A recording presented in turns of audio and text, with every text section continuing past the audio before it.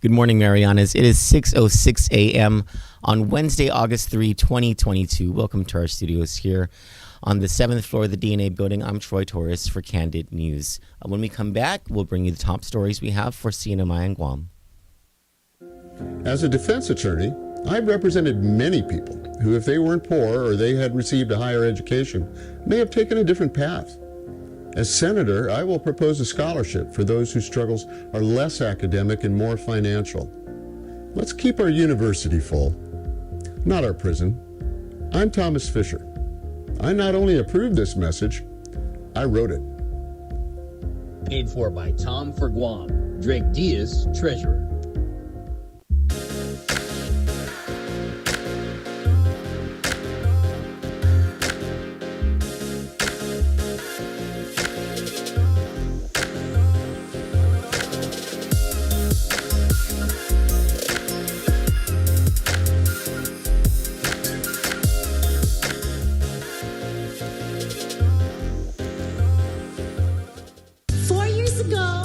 We promised to create a safe, fair, compassionate, and prosperous government.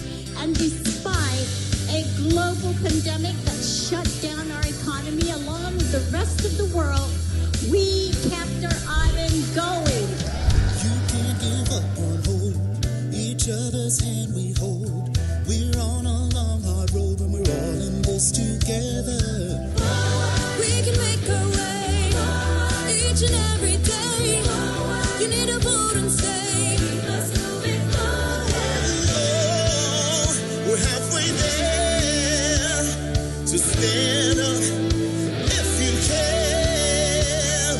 Oh, yeah. Forward and dignity, forward and civility. This is Governor Leon Guerrero, and I approve this message.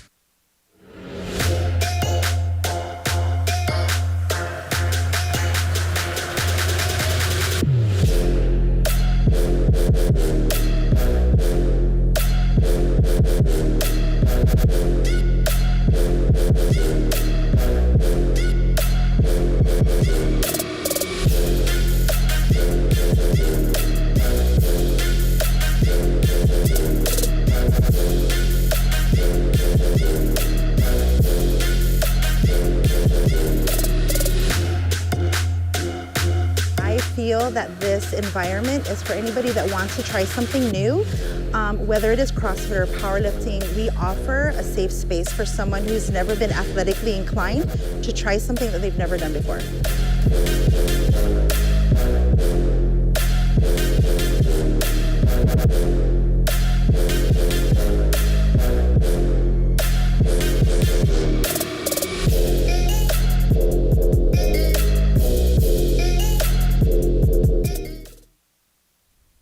Welcome back. Democratic gubernatorial candidate Representative Tina Sablan is calling out the Torres administration for its failure to remit a whopping $34 million to the Commonwealth Healthcare Corporation since fiscal year 2018. In an editorial she issued yesterday, Ms. Sablan wrote, quote, "For this current fiscal year, with less than 2 months to go before the beginning of the new budget cycle, CHCC has received a paltry 3% or $97,492 of its total $3.3 million in CNMI general fund appropriations, and nothing at all of general funds appropriated for medical referrals specifically. CHCC has also been given exactly zero of the $1 million that the Saipan and Northern Islands Legislative Delegation appropriated to support CHCC's operations, renovations, and the purchase of new equipment for the hospital," unquote.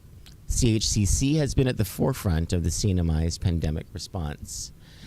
In news on Guam, you may have noticed a concerted effort by political appointees of the Leon Guerrero administration to discredit the governor's challenger for the seat she wants to retain. A message from within the governor's administration and campaign states Governor Leon Guerrero herself ordered the creation of a Facebook troll farm in February. But her campaign manager says what you're seeing on social media is organic and not an orchestrated campaign activity.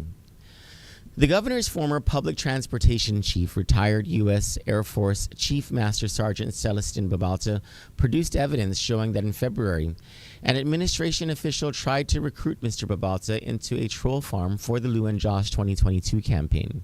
The official also wrote in his message that the task was given to him by Governor Lulian Guerrero herself. According to Oxford Languages, a troll farm is an organization employing people to make deliberately offensive or provocative online posts in order to cause conflict or manipulate public opinion.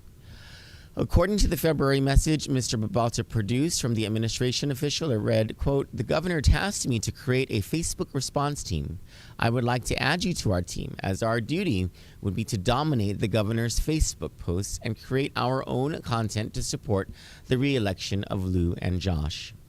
Keeping with campaign news, as the Lou and Josh 2022 campaign reels from the fallout from the Blacklist 12 weekend scandal when a party official posted a sample ballot of the Democratic primary election with 12 Democrats' names crossed out, Republicans took the opportunity to say what Democrats haven't been able to.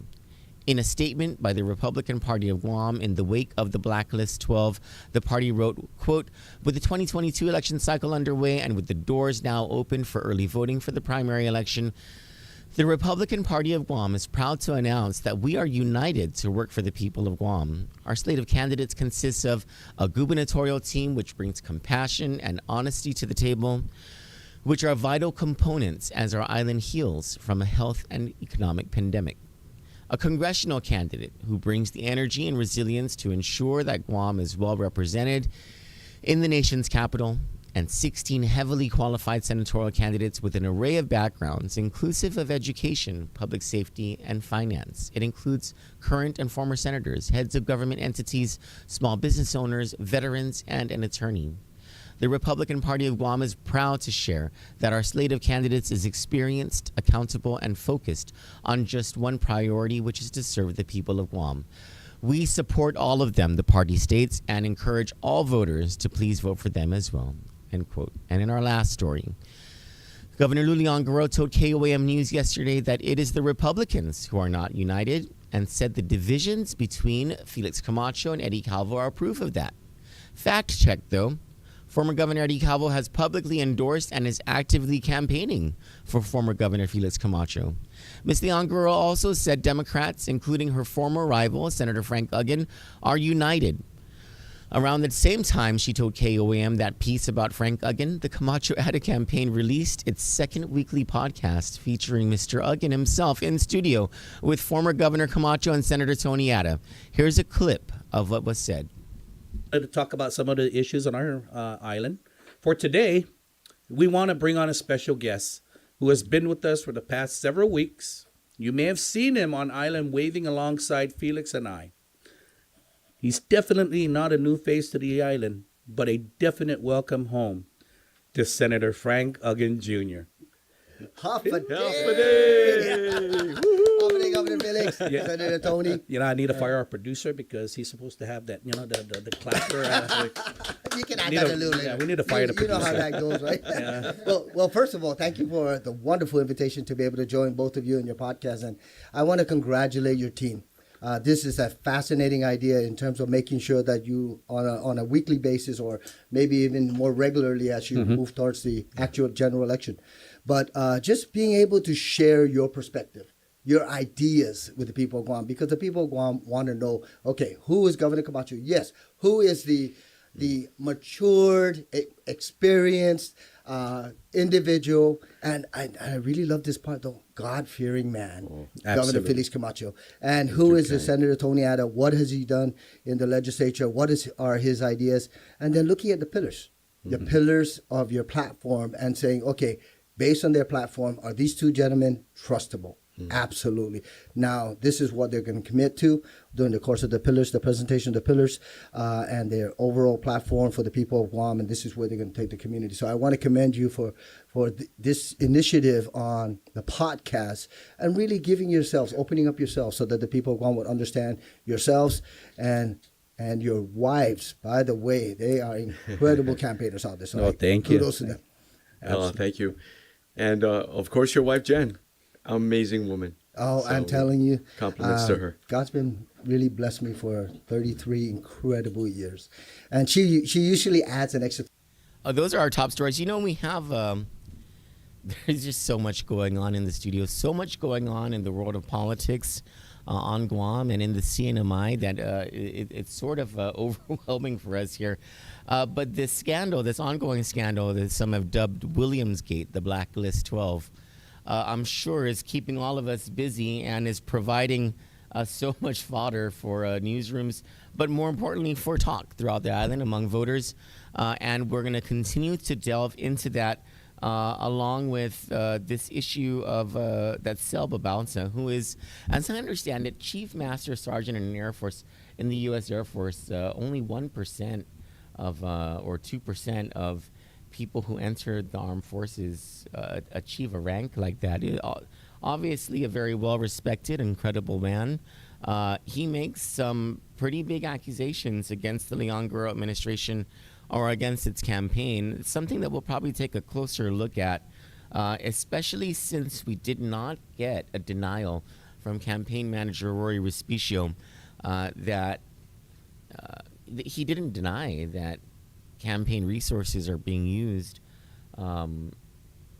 to, I suppose, use foreign aid in the Lou and Josh campaigns, social media campaigns, which would be a big deal if that really is happening.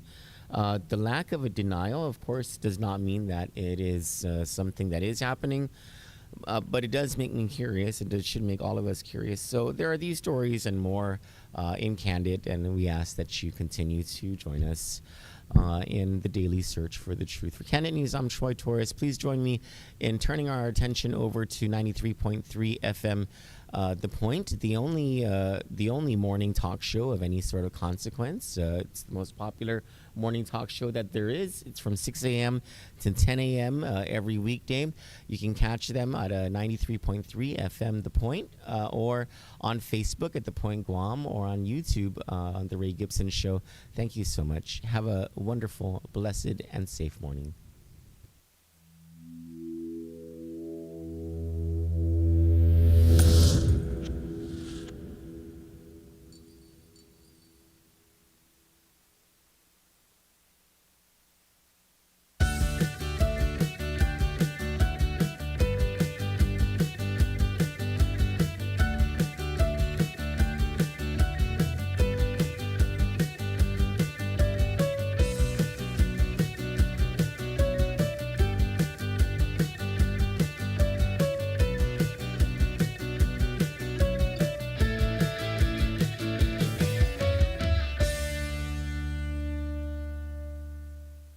The Jones Act is a 1920 law justified on national security grounds as a means to bolster the U.S. maritime industry.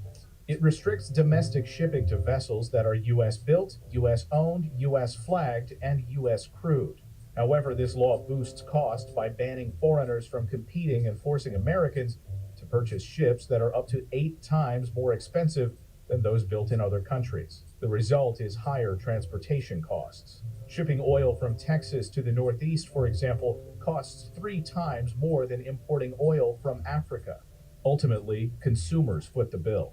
In addition, higher shipping costs push freight from ships onto other sources of transportation, such as trucks, which means more traffic and pollution.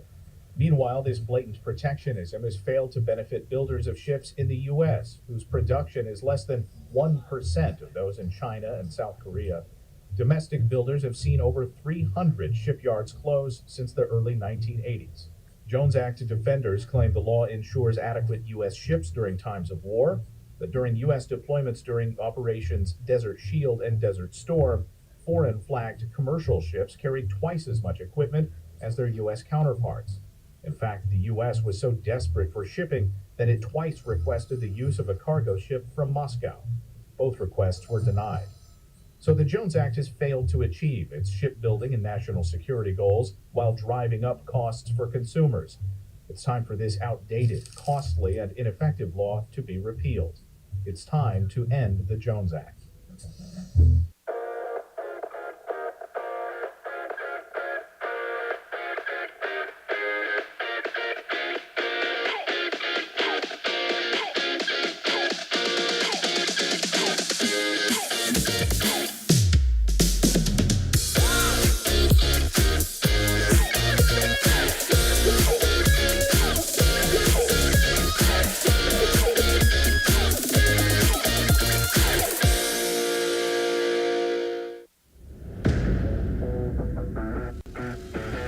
Bye.